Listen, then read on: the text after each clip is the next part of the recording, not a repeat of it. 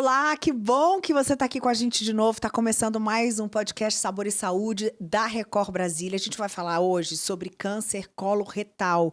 Você já ouviu falar assim, olha, minha tia teve câncer, minha avó teve câncer, então eu vou ter também? Será? Quanto que a genética influencia na probabilidade de uma pessoa ter um câncer? A gente vai falar de outros fatores também, como hábitos de vida, alimentação. E para isso, quem está aqui comigo é o doutor Danilo Munhoz. Ele é coloproctologista aqui em Brasília, especialista em prevenção e tratamento de doenças do intestino. A gente fala muito com foco em exames, como a colonoscopia. E ele tem ajudado muitos pacientes a descobrirem o câncer coloretal. E hoje ele vai tirar dúvidas sobre hereditariedade nesse processo, fatores de riscos, cuidados e tudo que pode salvar vidas. Tudo bem, doutor? Tudo bem, Neila. Muito obrigado você e toda a equipe do Sabor e Saúde. É o maior prazer estar aqui desmistificando ainda mais esse assunto tão importante que é o câncer coloretal. A gente estava conversando aqui nos bastidores, eu estava falando sobre onde você nasceu e você me falou um pouco da sua formação. Você se especializou muito para trabalhar com isso hoje, né? Para atingir a especialidade final de proctologia, são 6 anos de medicina, 2 anos de cirurgia geral, 2 anos de proctologia, especialidade final, e aí vários outros cursos de aperfeiçoamento para a gente conseguir cada vez mais trazer o melhor para o nosso paciente. E pegue aí anos de experiência de consultório, que é o que melhor forma um médico, né? Sempre. A medicina é um grande aprendizado. Por mais que você estude bastante, por mais que você decore os livros, a gente sabe que na prática, no campo de batalha, tudo acaba sendo um pouco diferente. Então, a medicina te ensina a cuidar, te ensina a tratar as doenças, mas muitas vezes a gente não tem aula sobre lidar com notícias ruins, a gente não tem aula sobre como lidar com o paciente em consultório, a gente não tem aula para como informar o paciente sobre um tratamento delicado, ou até mesmo sobre um óbito, ou até mesmo sobre um cuidado paliativo. Então, a gente tem que casar tudo, né? Não só a teoria, mas também a prática no dia a dia. E essa prática no dia a dia deve trazer para você muitos constrangimentos, muitas notícias difíceis. A gente fala de um assunto que é tabu para mulheres e homens, né? Você fazer exame, você ver como é que está a sua situação intestinal. Muita gente não tem coragem nem de pensar na possibilidade de chegar lá no médico e passar por isso. Todo mundo pensa assim? Como é que é? A grande maioria? Eu acho que a grande maioria. Mas, cada vez mais, a gente consegue trazer informação para o paciente. Seja através de podcast, YouTube, Instagram, canais, né? Quanto mais a gente conseguir informar o paciente e trazer essa informação, eu acho que a gente consegue cada vez mais quebrar essas barreiras. Porque, de fato, a proctologia é, sim, uma especialidade que envolve muito tabu, muita vergonha, muito medo, muita dificuldade em conversar com o próximo a respeito dos seus problemas. Então, muitas vezes o paciente acaba buscando podcasts, internet. Então, é muito comum o paciente ter uma evacuação mais dolorosa depois de um final de semana de muito churrasco e bebida alcoólica e procura na internet. Dor ao evacuar, sangramento anal, dificuldade para fazer cocô. E aí o paciente nos encontra na internet ou busca uma informação. É claro que a gente tem que deixar bem claro que a gente sabe que a internet é um mundo de informação. E tem muitas informações boas e, infelizmente, também muita informação ruim, muita fake news. E aí cabe ao paciente ter o mínimo de discernimento de saber a fonte que está confiando e sempre, por final, procurar uma ajuda médica para tirar todas as dúvidas. Eu acho que isso é o mais importante. Então vamos aproveitar nossa fonte aqui para fazer as nossas perguntas que vocês também enviaram para a gente. Vamos direto ao ponto aqui. Se a tia teve, se o pai teve, se a mãe teve, a avó teve câncer coloretal, a pessoa que está na dúvida também vai ter com certeza ou não? Não necessariamente. Vou te explicar o porquê. Existem basicamente diversos fatores de risco para o câncer coloretal, sendo alguns modificáveis e outros não modificáveis. Quais são os fatores de risco modificáveis?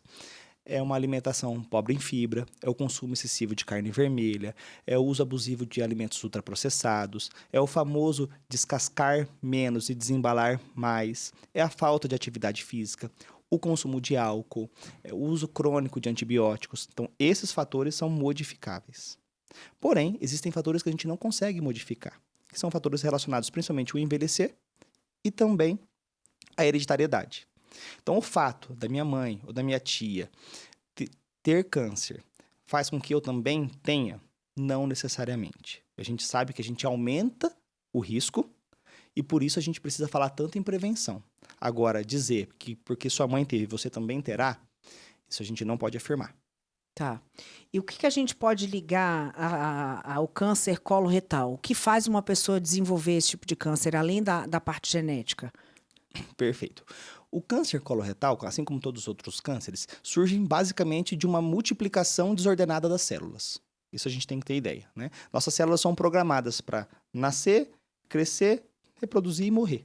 Essa é a verdade. No meio dessa jornada, muitas vezes essa célula pode enlouquecer. Vamos pensar assim. Quando ela enlouquece, ela começa a se multiplicar. Ela começa a se multiplicar de uma forma desordenada. E aí, a gente está diante de um câncer. Certo? Então, o que a gente tem que ter essa ideia? Que o envelhecer aumenta esse risco de mutações celulares. Assim como os fatores genéticos também. Existem alguns fatores genéticos que fazem com que nosso DNA seja alterado. Então, por isso que a gente tem que se atentar e ficar tão ligado na necessidade de prevenção. Acho que isso é o mais importante. Quando a gente consegue colocar na cabeça do nosso ouvinte que a prevenção é a melhor forma da gente lidar com esse problema, de maneira que a gente consegue não só diagnosticar precocemente, mas principalmente evitar o câncer coloretal, eu acho que o nosso ouvinte já vai estar mais do que apto a entender e compreender e ser uma pessoa que vai ativamente buscar o melhor para si. Tem uma idade que começa essa prevenção? Tem sim. Nos pacientes que estão relacionados, que não tem nenhum fator de risco, 45 anos é a idade inicial, certo? Se você tem algum fator de risco ou hereditariedade, a gente deve adiantar isso para 40 anos, a idade do primeiro exame preventivo, ou 10 anos antes do diagnóstico do familiar de primeiro grau. Vou te dar um exemplo. Vamos supor que você tem um familiar, você não tem nenhum fator de risco, certo? Então, aos 45 anos, precisa fazer sua primeira colonoscopia. Tá. Agora, você teve uma mãe que fez o diagnóstico de câncer aos 35 anos. Vamos colocar um câncer bem precoce, 35 anos. Logo, 35 menos 10, sua primeira colonoscopia tem que ser feita aos 25 anos. Ah, eu vou ter que repetir esse exame todo ano? Não necessariamente. A gente precisa avaliar cada caso e individualizar. Né? A medicina está cada vez mais personalizada. Então, a gente precisa avaliar o resultado do último exame associado aos seus fatores de risco.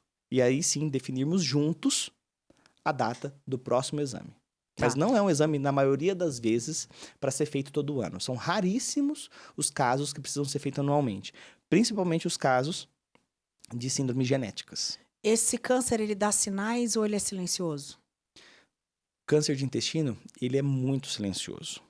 Vou te explicar o porquê. Porque ele surge dentro do intestino, que é uma luz oca. Vamos pensar assim. Então, quando ele começa a se multiplicar, por mais que ele comece a crescer, ainda assim ele não ocupa muito espaço dentro da luz intestinal. Logo, a gente não sente muita queixa. A gente não tem queixa alguma. E aí que está a grande maldade do processo. Porque quando a gente começa a ter sintomas, na maioria das vezes a gente está falando de um diagnóstico um pouco mais tardio, de um diagnóstico mais avançado. O que traz mais dificuldade para a gente tratar. Tem tratamento? Tem cura? Claro que tem. Né? Mas muitas vezes a gente vai ter um percurso um pouquinho mais difícil de ser percorrido. Mas sempre tem tratamento. Isso é o mais importante. Tem síndromes genéticas que predispõem a esse tipo de câncer? Tem sim. Elas são a minoria, graças a Deus. A gente tem que ter a ideia de que, pelo menos, aí, a gente está falando de uma cerca de 5, 7, 10% no máximo de síndromes genéticas que podem aumentar a chance da gente desenvolver câncer ao longo da vida. As principais, por exemplo, são síndromes de Lynch, ou o nome chamado PAF, que é a polipose adenomatose familiar. Mas a gente acaba falando um pouco menos disso quando a gente fala de prevenção, porque justamente a gente está mais preocupado nos outros 90%, que é o que a gente fala que é o câncer esporádico, que é o câncer que pode atingir a todas as populações. A gente traz esse assunto agora porque teve o caso da Preta Gil que popularizou o assunto desse tipo de câncer e a gente tem que investigar. Antes da gente entrar no caso dela, é impressão ou a gente está vendo mais casos de câncer coloretal na atualidade? Não é impressão. A gente tem números, né? E contra os números não tem argumentos. A gente sabe que hoje o câncer coloretal é o segundo câncer mais prevalente no Brasil. A gente está falando de dados relacionados a 45 mil novos casos anualmente, que afeta tanto homens quanto mulheres. Cada vez mais jovens. Cada vez mais jovens. Isso é uma preocupação da sociedade, onde a gente vem observando o diagnóstico cada vez mais em pessoas com menos de 50 anos. E começou-se a estudar. né? Uma vez que eu te digo que o câncer está relacionado à multiplicação celular e que isso está relacionado principalmente ao envelhecimento da célula, ao envelhecimento do nosso corpo, quando a gente vê que esse câncer está surgindo principalmente em pessoas com menos de 50 anos, como foi o caso da cantora Preta Gil, começa a se estudar os motivos de. E observaram que as principais razões estão relacionadas, como eu disse, aos fatores modificáveis. Falta de atividade física, um grande consumo de carne vermelha, uso crônico de antibiótico, tabaco, uso de álcool, ou seja, todas as coisas que a gente pode e consegue evitar ao longo da nossa vida. O que aconteceu no caso dela? Por que o tratamento foi tão complicado e ela não conseguiu vencer? Perfeito.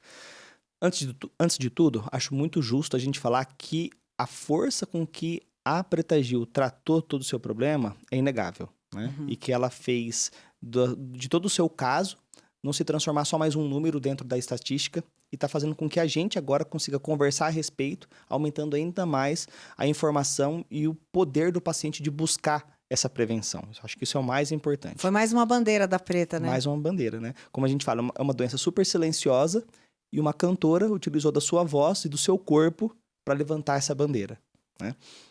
Então, respondendo a sua pergunta, é muito difícil a gente falar o que aconteceu com ela, porque uma figura pública sempre fala do seu problema, mas a gente não tem todo o controle, nem toda a noção de como foi toda essa sua jornada acesso, de né? tratamento. Mas, basicamente, um tumor de reto, né? Um tumor que ela provavelmente descobriu numa fase um pouco mais tardia, fez algumas cirurgias. As primeiras cirurgias, inclusive, ela chegou a dizer publicamente que tinha se curado da doença, mas que infelizmente, anos ou meses depois, encontrou novos focos de doença no interior do seu abdômen. Teve que fazer mais algumas cirurgias, por fim, teve que utilizar uma bolsinha definitiva, né? E quando acabou todo o tratamento do Brasil oferecido, ela buscou terapias alternativas no exterior. Sim. E aí, infelizmente, faleceu recentemente após brigar, né? Após lutar com tão bravamente contra o câncer. Então vamos falar que tipo de tratamentos existem hoje, quais são as opções que um paciente tem quando ele tem esse tipo de câncer? Perfeito. São diversos os tratamentos. Basicamente, o que a gente tem que entender é que são tratamentos que se complementam. Hoje, a gente sabe que a grande maioria do câncer, quando diagnosticado, ele necessita de uma cirurgia. Para você, literalmente, extirpar o problema, retirar aquele segmento doentio, junto com todos os linfonodos, todas as ínguas e tudo que possa comprometer o problema, para evitar com que ele retorne ou surja em outro local, certo? Após feita a cirurgia, esse paciente essa peça cirúrgica passa por uma análise médica para avaliar se é necessário fazer quimioterapia ou algum tipo de radioterapia. Em alguns tumores, como os tumores de reto, que foi o caso da Preta Gil, é um tumor um pouco mais complexo, onde a cirurgia é mais complexa, porque a gente está falando de uma área pélvica, né? A gente está falando de uma área que é como se fosse um funil, onde tem uma série de órgãos intimamente próximos, né? A gente está falando ali numa mulher da uretra, na sequência da vagina, na sequência do reto, então todos os órgãos são muito próximos. Isso faz com que a complexidade cirúrgica seja maior e faz com que a gente tenha que ficar ainda mais atento no segmento desse paciente, ou seja, além de operar, além de fazer todo o tratamento, a gente precisa seguir esse paciente, acompanhar esse paciente com exames de controle por pelo menos 5 anos, para que só depois de 5 anos a gente consiga dizer, olha, lá há 5 anos atrás, aquela cirurgia, aquele tratamento inicial, deu super certo. E quando a gente fala da bolsinha, que o senhor falou agora, é possível que a pessoa se cure da doença e ela fica usando a bolsinha pro resto da vida? Como é que é isso? É possível, é possível. A gente tem que entender que a bolsinha, ela é uma estratégia dentro da medicina para a gente, acima de tudo, manter o paciente vivo e bem, né? E que nenhum médico gosta de colocar a bolsinha só porque quer. Não, você sempre tem uma causa para isso. E na maioria das vezes a gente busca, quando precisa colocar a bolsinha, essa bolsinha ela é temporária, ou seja, ela tem começo, meio e fim. A gente já coloca a bolsinha planejando uma segunda etapa para reconstruir esse trânsito intestinal. Essa é a principal ideia que eu preciso te passar. Mas existem sim alguns casos onde o paciente precisa conviver com essa bolsinha de maneira definitiva, que foi o caso da cantora Preta Gil. Provavelmente ela teve um acometimento local muito grande, precisou fazer uma cirurgia tão grande que ficou impossibilitada de a gente reconstruir o trânsito. Logo, exteriorizou-se o intestino dela através de uma bolsa de maneira eterna. Tá. Quando esse câncer volta, é possível que a pessoa ainda assim seja curada completamente? Sim, sempre. Começa-se tudo do zero novamente, né? Não é porque eu tratei um câncer e agora, depois de 1, 2, 3, 4 anos, ele retornou, que eu já estou condicionado a um triste fim. Não necessariamente. A gente tem que entender que começou tudo do zero novamente. São novos exames, um novo estadiamento, um novo mapeamento do corpo para definir novos tratamentos. Acho que isso é o mais importante. Não é porque o tumor voltou que, infelizmente, a gente perdeu a guerra ou perdeu a luta. Pelo contrário, a gente recomeça tudo com mais força, com mais energia e com muito mais vontade de fazer o bem. Eu queria repetir aqui uma fase da descoberta, né, do diagnóstico. Eu me lembro que a Preta falava sobre o formato das fezes quando ela ia ao banheiro. O que as suas fezes podem dizer, e elas dizem certamente, sobre a saúde do seu intestino? Muita coisa. A gente não tem a compreensão de como o nosso intestino fala de maneira tão silenciosa. Você imagina que a gente está falando de uma região, como eu falei, que é um funil, né? E existe dentro desse intestino alguma coisa fazendo a compressão dessa luz intestinal. E a hora que você vai defecar, essa compressão acaba moldando as fezes. Então, dos fatores que a gente precisa citar para os pacientes, por exemplo, são as fezes em fita. São aquelas fezes que passam mais finas. Elas podem ser um sinal de um problema maior. São necessariamente? Não. Por isso que a gente fala que o ideal é sempre procurar um médico para ser examinado, para fazer o exame físico, para fazer sua prevenção, né? Mas, assim como fezes em fita, a gente também precisa lembrar do sangramento retal, do sangramento nas fezes, da alteração do hábito intestinal. Então, aquele paciente começa a sentir muita cólica antes de evacuar, que sente uma sensação de plenitude gástrica com maior frequência, uma perda de peso de causa inexplicável ou uma anemia que não melhora com um tratamento convencional. Então, a gente tem diversos fatores que a gente precisa falar para o paciente para alertá-los quanto aos sinais e sintomas que podem sim estarem relacionados ao câncer de intestino. A gente falou aqui sobre a idade de começar, o momento certo de fazer esses exames. A pessoa vai lá, faz exame e descobre que tem pólipos. Isso é motivo para pânico? O que são os pólipos e o que eles querem dizer? Bem, os pólipos não é motivo nenhum para pânico. Pelo contrário, eu acho que tem que ser motivo de alívio. Uma vez que você encontre pólipos dentro do seu intestino, eles são retirados, a gente acabou nesse momento de evitar que esses pólipos cresçam e se transformem em câncer. Então isso eu acho que é o mais importante. A retirada de pólipos não pode significar medo, ela tem que significar alívio, porque o medo te paralisa, né? Já o cuidado não, o cuidado faz com que você avance. Então os pólipos, só para a gente entender, são problemas na maioria das vezes benignos, mas que tendem e que podem se transformar em câncer ao longo da vida.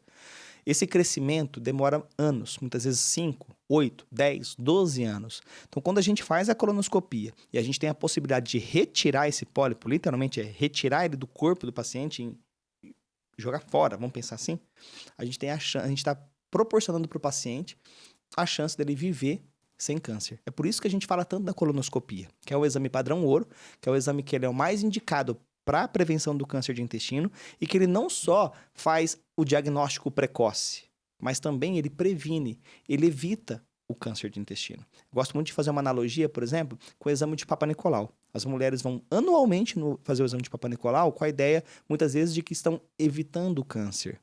E o Papa Nicolau não evita câncer, ele diagnostica precocemente. Então você foi ano passado, deu tudo ok, você foi esse ano, deu tudo ok, ano que vem você vai e pode diagnosticar alguma lesão. Você evitou? Não, você diagnosticou precocemente. A colonoscopia não, a colonoscopia ela é capaz de evitar. Se a gente conseguir tirar todos os fatores de risco modificáveis, se a gente não tiver nenhum fator de risco relacionado à hereditariedade no paciente e a gente conseguir fazer a colonoscopia de tempos em tempos, a gente consegue, sim, diminuir muito a chance dele desenvolver câncer ao longo da vida. Como é que é esse exame que as pessoas têm tanto medo, tanta vergonha? Na prática, o paciente vai chegar lá, o que ele vai fazer e como é que você faz para retirar esses pólipos quando identificar? Você falou, é só tirar. Como é que tira? Então, vamos falar primeiro do exame e depois da retirada dos pólipos. Vamos sim. Primeiro de tudo, é um exame muito mais tranquilo do que a maioria das pessoas imaginam. Tá? O preparo intestinal, ele é um pouquinho mais chato, mas não tem para onde a gente correr. Por quê? Porque a gente precisa, de fato, limpar todo o intestino para poder introduzir uma câmera flexível pelo ânus e percorrer todo o intestino grosso do paciente. Então, esse intestino tem que estar 100% limpo. Para isso, a gente precisa fazer um preparo intestinal, que envolve uma dieta adequada no dia anterior ao exame e a tomada de uma série de medicações que vão te induzir a ter diarreia, certo? No final do preparo, não deve existir mais fezes. No máximo, uma água líquida parecendo um chá de camomila, sem resíduo algum. O paciente tem que respeitar o tempo de jejum, vai até a clínica ou até o hospital. Na maioria das vezes ele é sedado, esse exame ele é feito sob sedação. Então o paciente dorme durante todo o exame, o paciente não se lembra de nada, o paciente cochila e não sente dor alguma. E quando ele acorda, o exame já foi feito. Na maioria das vezes o paciente ele vai deitar de lado, deitar de ladinho. Enquanto ele dorme, o médico então introduz a câmera pelo ânus do paciente, percorre todo o intestino. E essa câmera ela tem um canal de trabalho, vamos pensar assim, um buraquinho onde a gente consegue introduzir uma pinça. E essa pinça é capaz de ir lá e pinçar o pólipo e retirar. Quando o pólipo é maior, a gente pode usar, ao invés de uma pinça, uma alça, que vai lá e estrangula o pólipo. E se ainda a gente tiver pólipos ainda maiores, a gente consegue fazer algumas terapias, alguns tratamentos terapêuticos para ressecar essas lesões. E expelir.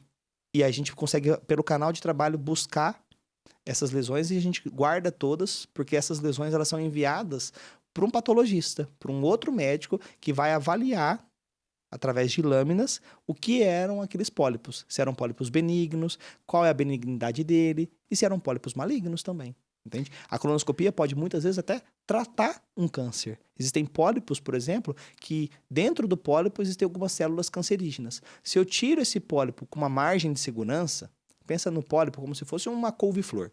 Se a gente consegue tirar essa couve-flor bem na sua base, a gente tira o câncer e a gente evitou que esse paciente provavelmente evoluísse com alguma metástase ou com algum problema maior ou até mesmo com a necessidade de operar. Quem tem mais tabu para fazer esse tipo de exame? Os homens ou as mulheres, doutor? Menina, eu acho que todos. Não tem muita diferença entre homem e mulher. O senhor passa por isso todo dia? Todos os dias. Todos os dias eu vejo um paciente não querendo fazer a colonoscopia porque tem medo da anestesia, porque não quer fazer o preparo, porque tem medo do que vai encontrar, porque prefere não fazer a colonoscopia e ver o que vai ser do futuro. Olha o que eu já escutei. Eu prefiro não fazer a colonoscopia e pagar o preço no futuro. Poxa, a gente está falando de um exame super tranquilo, um exame que só tem benefício, um exame que faz com que você viva o resto da vida sem se preocupar com câncer de intestino. E ainda tem pessoas que pensam nessa ideia de que não vou fazer o exame não e eu pago o preço futuro. Infelizmente, ainda é um tabu. Infelizmente, ainda envolve medo, envolve vergonha, envolve dificuldade da gente falar sobre. E mais uma vez eu falo, a prevenção salva, a informação mais ainda, e é muito importante a gente estar aqui agora falando sobre isso. E olha a diferença, gente, de você se sentir à vontade com o seu médico, né? Quando o médico tem um tratamento humanizado, deixa você à vontade, faz toda a diferença. Doutor, eu como jornalista, eu costumo entrevistar muitas pessoas, claro, e as pessoas ficam muito nervosas na hora da entrevista. A pessoa conversa com você no bastidor, fala tudo que ela pensa. Na hora que você liga a câmera, a pessoa fica nervosa, ela fica com medo, né? O que você vai me perguntar? Eu falo assim, calma, a minha preocupação é deixar o entrevistado à vontade, esse é o meu trabalho, né? E eu senti isso muito com a nossa conversa aqui, que eu acredito que o senhor deve deixar o paciente muito à vontade para chegar e fazer esse tipo de exame, porque faz toda a diferença esse tratamento. O médico que está do outro lado, ele tem que saber lidar com esse tipo de situação, né? Claro, na verdade esse é o meu propósito, né? Meu propósito é justamente te tranquilizar. Você não pode chegar no meu consultório super preocupada e eu te colocar ainda mais medo numa situação. Pelo contrário, eu tenho que tranquilizar você, tenho que ser otimista, porém realista, né? Essa é a ideia. Essa é a ideia, vamos lá, vamos conversar, vamos entender sua trajetória, vamos entender seus fatores de risco, vamos entender o que você pensa a respeito do exame, vamos entender quais são seus medos. Agora eu vou te explicar. Eu vou te falar tudo sobre o exame, vou tentar tirar todos os seus medos. E agora? Como é que você se sente depois disso? Ah, mas eu ainda tenho essa objeção. Então vamos conversar a respeito. Porque o meu objetivo, ao final, talvez nem seja, de fato, insistir ou te obrigar a fazer o exame, porque você tem que querer fazê-lo. Né? Não me cabe insistir. Não posso colocar uma arma na sua cabeça e falar, bora fazer a primeira colonoscopia. Não posso. Mas ao final você tem que falar, poxa, eu posso até não fazer, mas eu fui orientado lá na frente. Daqui 10, 15, 20 anos, se a gente diagnosticar qualquer coisa ruim, você não pode falar, poxa, faltou o doutor Danilo ter me falado isso. Não. Doutor Danilo, isso pega também o outro público que está lá do outro lado, que é aquele totalmente hipocondríaco. Não pode nem ouvir falar de sintomas que já acha que está com todos eles e chega para você com medo que também é irreal, né? Muito, muito. Eu fiz uma colonoscopia ontem, um paciente que vai viajar para o exterior, e ele estava super preocupado, porque caso ele encontrasse pólipos, ele falou que talvez era incapaz de viajar, pensando no resultado dos pólipos. Peguei, liguei para ele e falei, amigo, pelo amor de Deus, você está fazendo essa colonoscopia porque você precisa, porque você tem critérios para isso. Senão, a gente poderia até deixar a colonoscopia para depois da viagem. Mas não, a gente precisa fazer esse exame agora. Se a gente chegar depois do exame e encontrar alguma coisa ruim, eu vou precisar te falar. Eu mesmo assim acho que ainda você consegue viajar, porque não vão ser 5, 7, 10 dias de viagem que vão atrapalhar todo o percurso do nosso tratamento.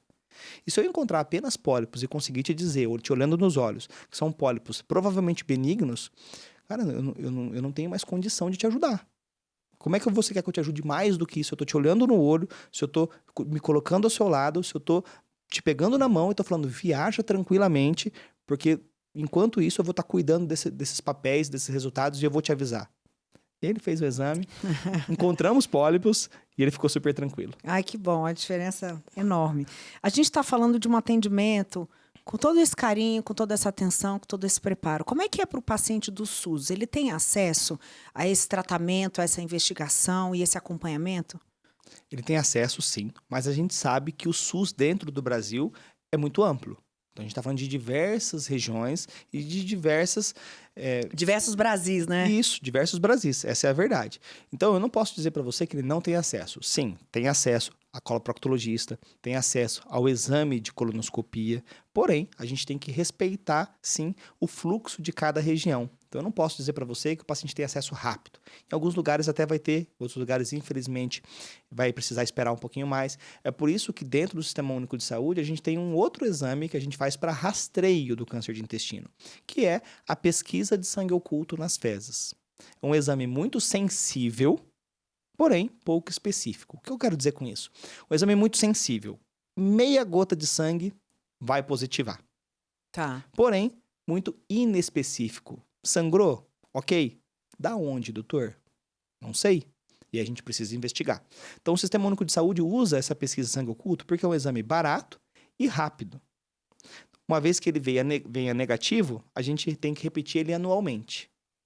Uma vez que ele venha positivo, aí sim precisa investigar. Essa investigação envolve o estudo de todo o trato gastrointestinal. Então, a gente precisa fazer uma endoscopia e também uma colonoscopia. E a gente não pode esquecer, por exemplo, de pedir para o paciente procurar, por exemplo, um cirurgião dentista. Porque muitas vezes o sangramento pode ser de uma gengivite, de um tártaro, de uma escovação um pouco mais vigorosa. Olha só, gente. Tudo que tá... O nosso trato gastrointestinal é um grande cano, né? Então, se você cutuca o nariz, sangra ali, você engole, vai positivar. Se você palitar o dente, depois de um domingo de churrasco com a família, e sangrar e você engolir, vai positivar. Se você tiver uma úlcera gástrica, vai positivar. Se você tiver um câncer de estômago, também vai positivar. Se você tiver um câncer de intestino, vai positivar. Se tiver um pólipo, também.